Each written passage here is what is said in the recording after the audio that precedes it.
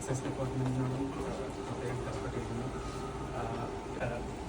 നമുക്കൊരു drugs use ചെയ്യുന്നതിൻ്റെ ദൂഷ്യഫലമോ അല്ലെങ്കിൽ അതിൻ്റെ സാമൂഹികമായിട്ടുള്ളൊരു ഒരു ഇമ്പാക്റ്റോ കോൺസിക്വൻസസോ ഇതിനെക്കുറിച്ചൊന്നും നമുക്കിവിടെ ബോധവൽക്കരിക്കേണ്ട ഒരു ആവശ്യമുണ്ടെന്ന് തോന്നുന്നില്ല. കാരണം ഈ ഇരിക്കുന്ന ഓഡിയൻസിന് എല്ലാവർക്കും എന്താണെന്നും എങ്ങനെയാണ് സംഭവിക്കുന്നതെന്നും എന്നെക്കാൾ കൂടുതലായിട്ട് നിങ്ങൾക്ക് നന്നായിട്ട് അറിയാം.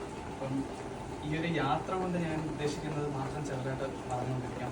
ഇപ്പം അമ്മ നേരത്തെ സൂചിപ്പിച്ച ഒരു കാര്യമുണ്ട്, ഞങ്ങളുടെ ജനറേഷൻ, ഇപ്പം ഞാനടക്കമുള്ള അല്ലെങ്കിൽ എന്നെക്കാൾ അല്പം കൂടെ പ്രായം കുറഞ്ഞ ഈ ഒരു ജനറേഷനിൽ ഒരുപാട് പ്രശ്നമുണ്ട്. ഇപ്പം കോഴിക്കോട് വെച്ചിട്ട് ഞങ്ങൾ സംസാരിക്കുന്ന വേളയിൽ ശരത് സാർ നിർഭാഗ്യവശാൽ ഞങ്ങളുടെ ജനറേഷനെയാണ് ഇപ്പോൾ ഏറ്റവും കൂടുതൽ ഈ ഒരു കാരണത്താൽ പിടിക്കുന്നത് എന്ന് കേട്ടപ്പോൾ സത്യം പറഞ്ഞാൽ ദുഃഖമുണ്ട്.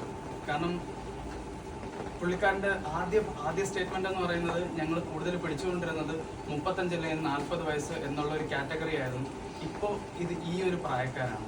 ഞങ്ങൾക്ക് അതിന് നല്ല ഖേദമുണ്ട്.